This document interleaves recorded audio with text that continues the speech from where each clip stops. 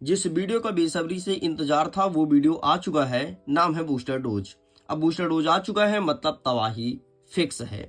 देखो, अगर कक्षा 9वीं की हिंदी में तुमको टॉप करना है ना, तो सब कुछ तुम पढ़ना बंद कर दो। अब तुम्हारा समय अंतिम है। और अगर तुम इस अंतिम समय में बूस्टर डोज को अच्छे से पढ़ लिया, यकीन मानो साल भर तुमने कुछ नहीं पढ़ा, फिर भी आसानी से तुम्हारा 70 नंबर आएगा। गारंटी के साथ कहता हूं, डंका की चोट पे कहता हूं और दावा ठोक के कहता हूं। ले भाई, अगर तूने बूस्टर डोज को अच्छे सॉल्व किया, आज का पेपर ऐसे फाड़ोगी पकड़ के। इतना सरल पेपर होने वाला है और पूरे पूरे क्वेश्चन इसी में से छपने वाले हैं। तुमको पता है, हर बार बूस्टर डोज से ही सारे क्वेश्चन छपते हैं। तो चलो फिर हम करते हैं वीडियो को शुरू। और इस 10 मिनट की वीडियो में वो सब काम का चीज दूंगा जिससे तुम्हारा 70 नंबर आकर के रहेगा। देखो, यहाँ पर लिखा है बूस्टर डोज वर्ष 2025-26 अर्धवार्षिक परीक्षा के लिए इंपॉर्टेंट है, क्लास 9th हिंदी। अगर जिसका पेपर आज है केवल वही बच्चे इस वीडियो को देखें। देखो यार, मैं तुम्हारा समय बर्बाद नहीं करवाना चाहता, इसलिए जिसका पेपर आज है केवल वही बच्चे इस वीडियो को देखें, क्योंकि आज के प्रश्न के ही यहाँ पर क्वेश्चन लिखे गए हैं।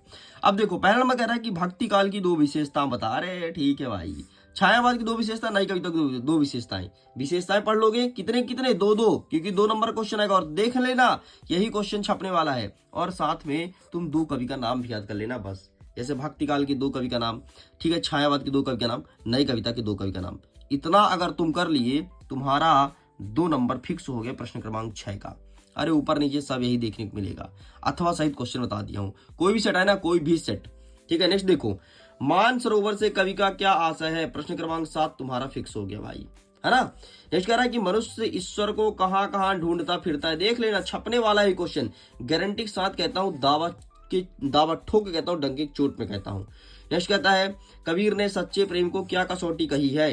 नेक्स्ट कहता है, कवित्री ललब्ध का घर जाने की चाह से क्या तात्पर्य है। ठीक है, ये सब क्वेश्चन छपने वाले हैं। नेक्स्ट कहता है कि कोयल की कूक सुनकर के कवि की क्या प्रतिक्रिया थी। ठीक है, देख लेना, आज के पेपर में प्रश्न क्रमांक 8 में क्वेश्चन ना रहे तो बताना। नेक्स्ट कह रहा है कि कवि को कोयल से क्यों ईर्षा थी। ठीक है, कवि ने हथकड़ियों को गहना क्यों कहा है, आखिरकार क्यों कहा है हथकड़ियों को गहना। यहाँ पर कवि लिख देगा तो परेशान मत होना, ठीक है। या फिर लिख दिया हथकड़ियों को गहना, नहीं तो बोले सर इसमें तो कवि लिखा था सर। फिर आप लोग ऐसे कमेंट करते हो, सर आपने जो बताया वो तो ऐसा नहीं आया था सर, ऐसा है। अरे भैया, कभी नहीं लिखा, हथकड़ी बस लिख दिया तो क्या तुम आंसर ना लिखोगे, है ना। तो थोड़ी जरा दिमाग से देखना क्वेश्चन को, दिमाग से देखना। ठीक है, क्वेश्चन पूरे यही आएगा।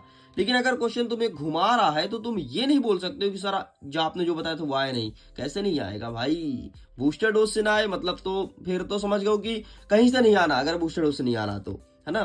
नेक्स्ट कह रहा है कि कवि ने गांव को हरता जनमन क्यों कहा है। ठीक है, आपको पता है पूरे क्वेश्चन पेपर इसी बूस्टर डोज से बनाए तो जाते हैं। नेक्स्ट कह रहा है कि लता ने बादल रूपी मेहमान की तुलना किससे की है। नेक्स्ट कहता है कबीर दास, माखनलाल चतुर्वेदी, रसखान की कवि परिचय हमें बताना है। नेक्स्ट कह रहा है कि काव्य की परिभाषा व इसके प्रकार बताओ। काव्य की परिभाषा क्या है, ठीक है, और काव्य कितने प्रकार के होते हैं ये बताना है। प्रबंध काव्य और मुक्तक काव्य पढ़े होंगे। नेक्स्ट कह रहा है कि रस किसे कहते हैं और कितने प्रकार के होते हैं। ठीक, रस कितने प्रकार के होते हैं। रस वर्तमान में 11 प्रकार के हैं, लेकिन ऑप्शन के ऊपर डिपेंड करता है।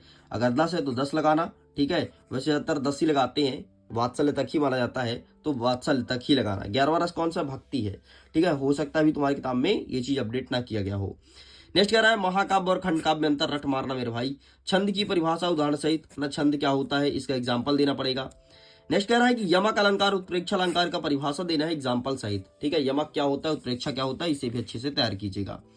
नेक्स्ट कह रहा है कि दोहा व सवैया छंद को परिभाषित कीजिए। नेक्स्ट कह रहा है गद्य की 4 विधा का नाम लिखो। ठीक है, गद्य की 4 विधा और नाटक और एकांकी में अंतर लिखिए। तो इस प्रकार से आपके क्वेश्चंस हो गए कंप्लीट। ठीक है, चलो कुछ क्वेश्चन और बचा है। कहानी और उपन्यास में अंतर लिखो।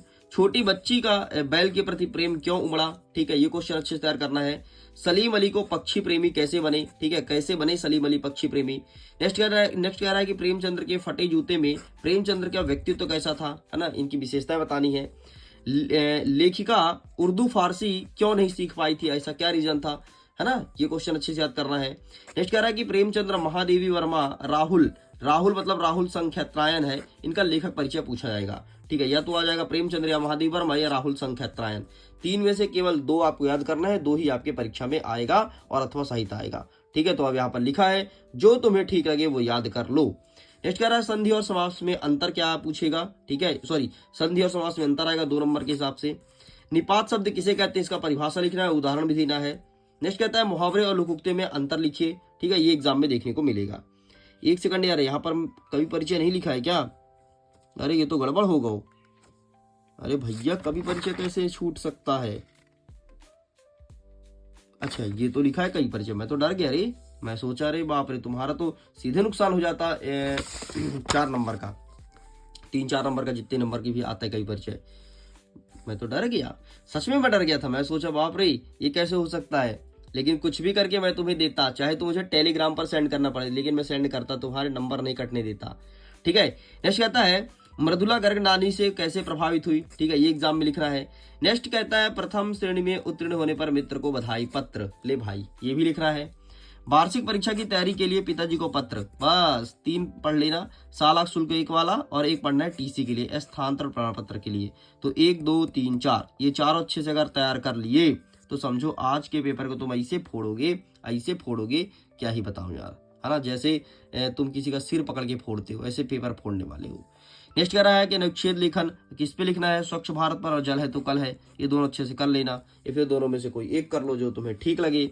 नेक्स्ट कहता है संवाद लेखन आएगा वार्षिक परीक्षा की तैयारी के लिए पिताजी से बातचीत, ठीक है, जो क्वेश्चन बता दिया हूं उसी को करना।